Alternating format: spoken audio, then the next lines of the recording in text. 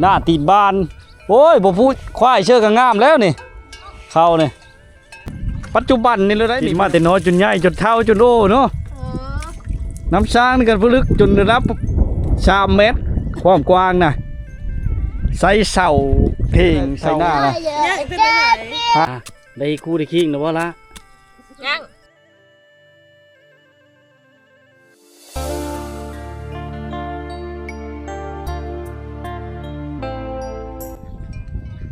บรรยากาศยามแรงเขาจะเอาโง่เอาควายมาแรงพี่น้อง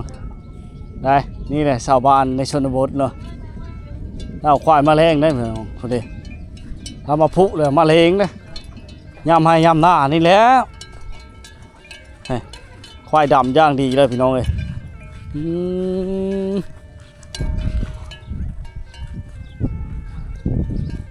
ชามดำหน้าเนาะผู้เชื่อแรง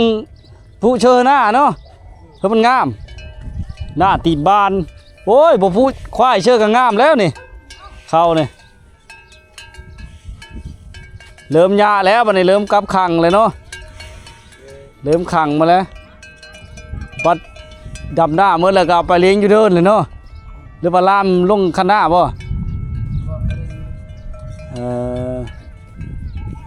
นี่แหละคำพี่น้องไอ้ฝนตกห้ามบางเรื่องนี่เนาะ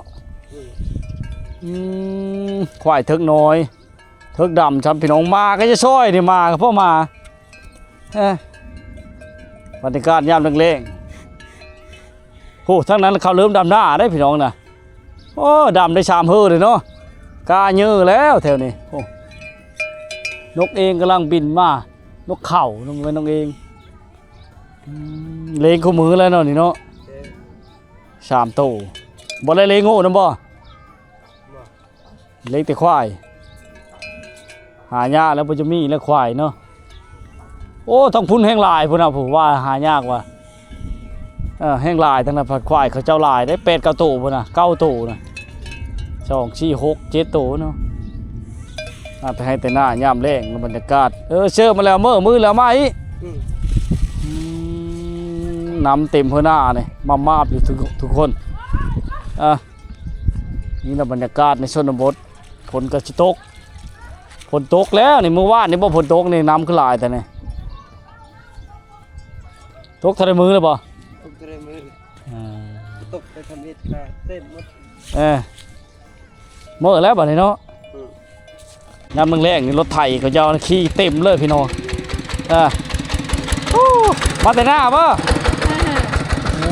เต็มคันรถทุกคนนี่แหละบรรยากาศได้รถไถหน้านี่ถือว่าชาวบ้านลากแก้ได้หลายคนทุกคนเนาะชาวบ้านก็คือหมู่นี่พี่น้องคือห้างธรรมดาเนาะห้างหม้อคางห้างกินหมูน้อยเล็กหมูมีชัดเล้งเนี่ยใส่ไปย่ามงานบุญงานดองพระเจ้าด้วยนี่เงินพี่น้องเอ้าครบกันพร้อมบรรยากาศย่ามแรกพระเจ้าชาวบ้านพระเจ้าก็มาตักน้ำเนี่ยพี่น้องน้ำสร้างนี่ดั้งเดิมเก่าแก่ตะกี้เท่านั้นนี่ที่ระหว่าง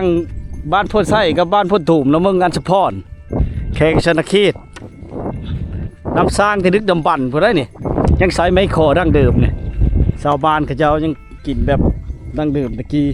โอ้ฝนตกเฉลยเยอะคุณได้จังน้อยเนาะมาหาก้อนนะมักใส่ๆนะพี่น้องบรรยากาศเนาะปัจจุบันนี่เราได้นี่พี่น้องยังมีให้เห็นอยู่เนาะยังกินกินมาแต่น้อยจนใหญ่จนเท่าจนโตเนาะน้ำช้างนี่กันผู้ลึกจนระดับ3 เมตรความกว้างนะใส่เสาเพลงเสาเพลงหางหรือเสาเฮือนหางนี่ไม่เอ็ดเป็นอันคันมาเลยนะพี่น้องยันงูตกเด้เนาะเป็นแต่ยันงูควายตกเนาะไม้คองามได้ไม้ช่างไพ่ยังดีนะเอ็ดคอพักเยอะนึงเคยบอกคู่ตกนี่กะเคยคือกันเนาะ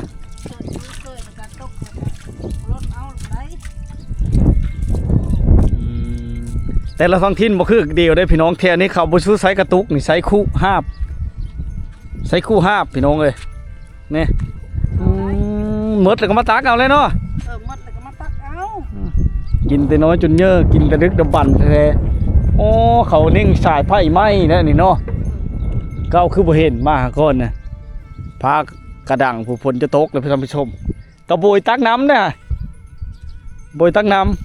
ำโบยกระโบยมะพร้าวอันนี้เขาอันนั้น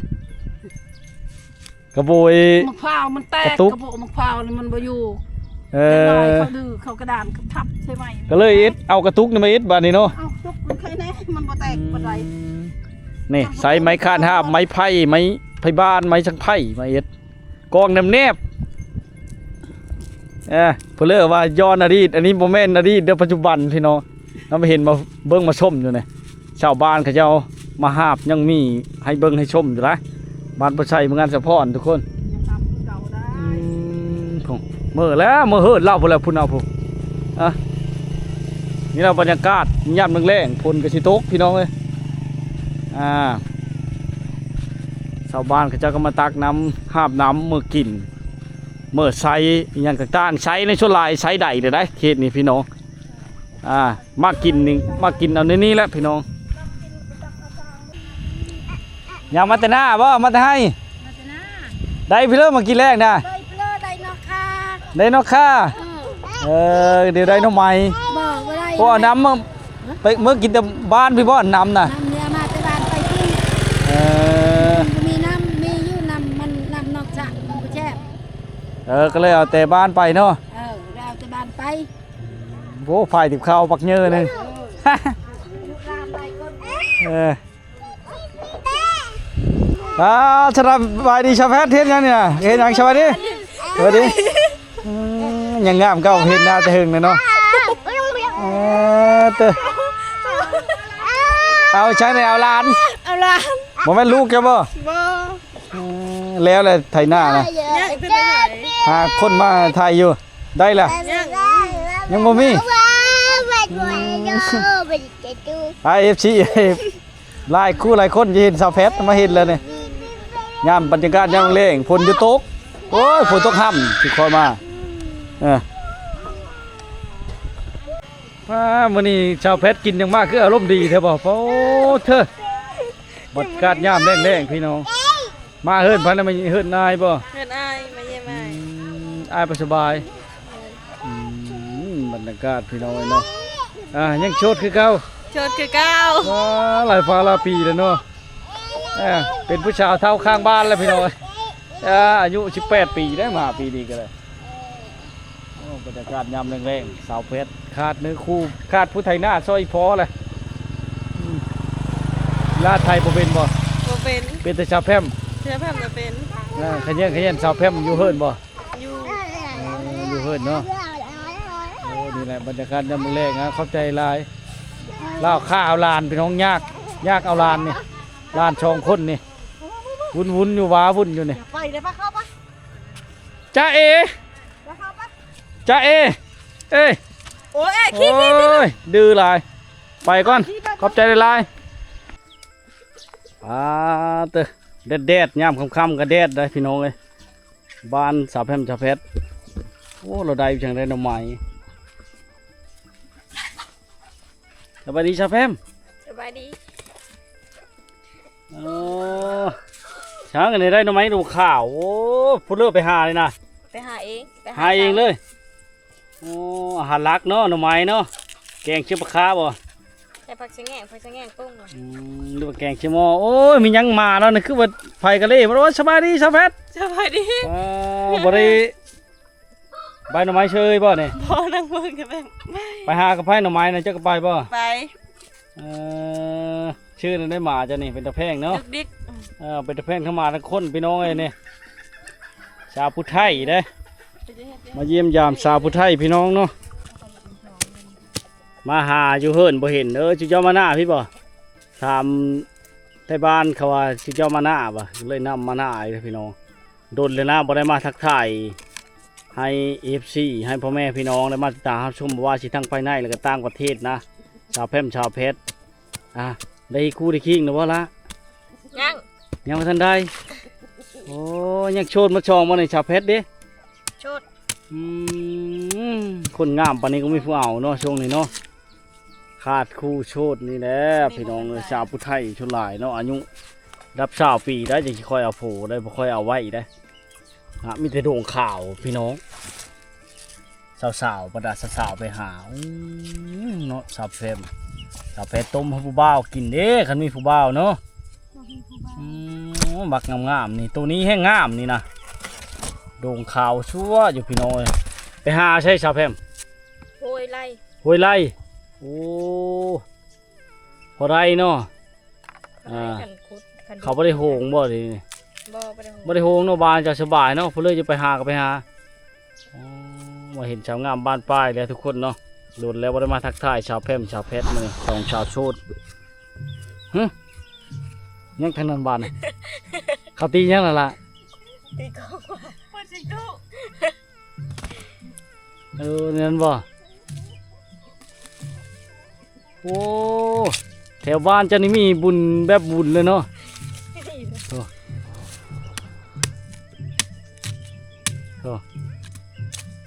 โม่นพี่น้องเลยหน้าเราเนี่ยอันที่เขากองบอกเขากองนะนี่ก็อยู่ห่มอยู่เงาเนาะชี้หาโมงแรงกับฮอนเนาะบ้านเจ้าเนาะบ้านช่วยกับฮอนคือกันพลึกนี่เชฮอนอะไรแล่รถมอเตอร์ไซค์มาทุกคนตีรถฮอนจนได้หาน้ำมาเป้ามาผูเดียวนะบรรยากาศนี่แหละกินเกลือว่าคู่มือว่ะหน่อไม้เนี่ย คู่มือ เกลือว่าคู่มือเอ็ดเลิกกินกระโดดน่ะ ต้มกินแกงกินเหมาะกิน เหมาะกินโอ้หลายเมนูเนาะบะพัดไปต้มไปแกงเนาะตำหน่อไม้ก็เป็นบ่ล่ะ เป็น โอ้เป็นคือกันเนาะเมนูได้เชฟกับหมูเห็นหน่อไม้เนี่ย ต้มแกง ต้มกับแกงจนบ่ช้ำเยอะแล้วเนาะนี่ต้มไก่นี่กินแมลงนี่คือสิเชฟ บ่มัก บ่มักหรือว่าไก่พ่อบ่เราเพิ่ต้ม ไก่บ่ได้เราขาย เราขายเราเลี้ยงไว้ขาย เราหายเราบ่กิน เราจงไว้ให้ทาลูกเขยเรามาจากหึงบ่ได้เนาะแน่เมื่อยแล้วมาแต่หาหน่อไม้บ่น่ะเพิ่นเมื่อยน่ะนอนอักลากชาวเพชรพี่น้องยิ้มดีขนาดใดชาวเพชรเนาะเด้อที่ไทยบ่ทายอยู่แดดก็บ่ได้อันนั้นบ่ทายอยู่ห่มก็บ่ได้มันร้อนพี่น้องเอ้ยในห่มโมงอยู่ในหน้าแล้วนะบังเอิญเล่ามาแต่หาหน่อไม้เลยทุกคนท่าใจก็อยากมาท่านอยากไปตามติดวิถีชีวิตชาวพุทธไทยเนาะชาวลาวนี่แหละบรรยากาศยามแรงๆให้พ่อแม่พี่น้องได้มาติดตามชมบรรดาสาวๆชาวพุทธไทยทั้งบ้านนามาเกิดบังอัดสะพอนพี่น้องนี่แหละวิถีชีวิตเราก็ได้โคแม่งจุจี้ล่ะโอ้เดี๋ยวแม่งจุจี้พุ่นเลย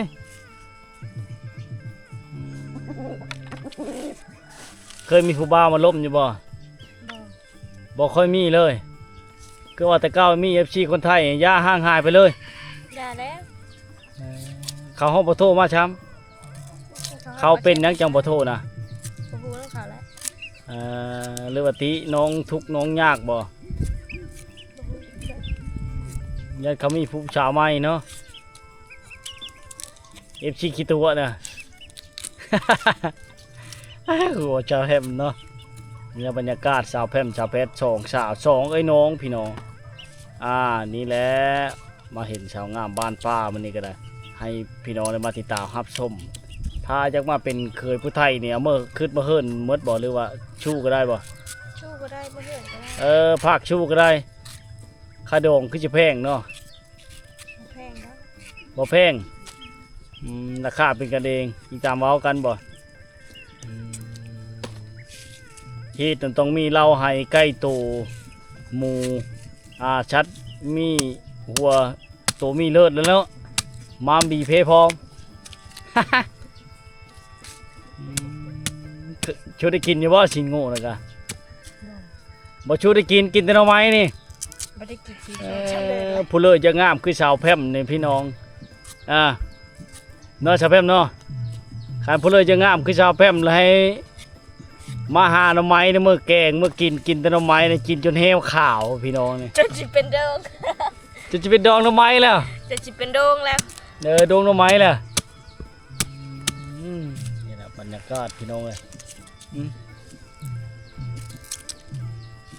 โอ้เชื่อแล้วก็มักเชื่อข่าวเลยจะแพมไปหาหน่อไม้ยุ่งจะมาครบเนาะบ่มียุ่งบ่ มี เต้นวื่น คือแม่เพิ่งนะ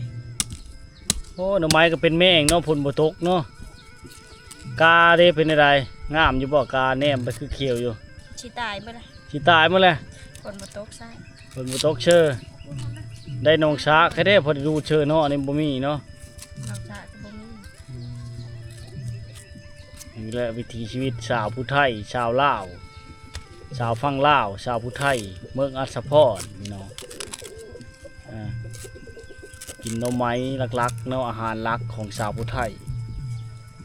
ได้พี่น้องเลยก็เลยจากมาสัมผัสวิถีชีวิตก็มาได้ที่บ้านน้ำมะเกือเมืองอัศพรเนาะมาได้พี่น้องเลยเอาที่สบายใจยามเราอยู่ดอกชนหลากก็อยู่หน้าเนาะช่วงนี้เนาะเราคอยอยู่เฮิร์นแล้ว ไปฮุบเอาแมงจุจีดิมาเลย ทุบเอาอยู่ใช้ ทุ่งไง โอ้ ให้ทุ่งให้ทุ่งหน้า ชาวแพมเคยกิน กินเลย ยังจุจีได้โคเลยเนาะ โคกินแกงเชื่อไม้กระแซบ ได้ชาวเพชรนะชีเงาเงาอยู่ขึ้นฮอดผู้บ่าวบ่ฮอนโอ้ฮอนโอ้นอนอยู่ใส่ก็ได้เพิ่นเฮ็ดนอนเลยชาวเพชรบ่จักขี้โง่ขี้เป็ดขี้ไก่หั่นนอนเลยนี่ละบรรยากาศอยู่บ้านนอกคอกหน้าพี่น้องมาเห็นชาวงามบ้านฟ้าคือว่าอะไรช้างเพิกในป่าลึกไผก็บ่ค่อยได้มาไผก็บ่ค่อยได้เห็นจนคล้องชูดสิขึ้นคานเลย โอ้ นี่ ได้หลายๆหาต้มใส่ถึงอย่างมืออายเด้อมันได้หลายเด้อลึกหน่อไม้มีแต่ดวงขาวๆเป็นตะแซ่บเลยโอ้พี่น้องเลยเรียกว่ารักไก่พะเทานี่ว่าต้มแรงเนาะชาวแพมเนาะบรรยากาศค่ำๆก่อนมื้อบานเราไปอยู่บ่เราไปใช่ไหมเนี่ยไผไทยหน้าใช่แล้วนะชาวแพม เราถ่ายไปแล้ว เราไทยผู้เดียวเลยเจ้าก็บ่ได้ไทยช่อยว่าไทยดำเฮอ ถ่ายอยู่ ไทยอยู่น้อยๆแกงๆคือเจ้านี่ไทยหน้าน่ะ ถ่ายให้หนึ่งสองให้ เมยเนาะลากกระวังอยากได้ลูกเคยอยากเพิ่งเฮือเพิ่งแห้งมาไทยซอยกับบ่เห็ดจากเธอเนาะ มีอยู่ โอ้ยบุญวาสนาชาวแพร่มพี่น้องจักไผ่จะได้เป็นเนื้อคู่เพิ่นยังบ่ทันเกิดชมจักเนื้อคู่ก็ได้นะลากกระใบหน่อไม้แล้วแหละสิต้มอยู่หน้าบ่หรือว่าเอามือต้มอยู่บ้านพุ่นนี่ มาต้มอยู่บ้าน ชอมไว้เนาะล่ะหามาไปบางบ้ายนี่บ่ ไปเช้านี่ ไปแต่เช้าพุ่นนี่นะจนค่ำน่ะได้ชำนี้โอ้หลังจากชมแล้วขอบใจหลายเด้อชาวแพร่มเด้อคนงามเนาะ เมื่อเขาท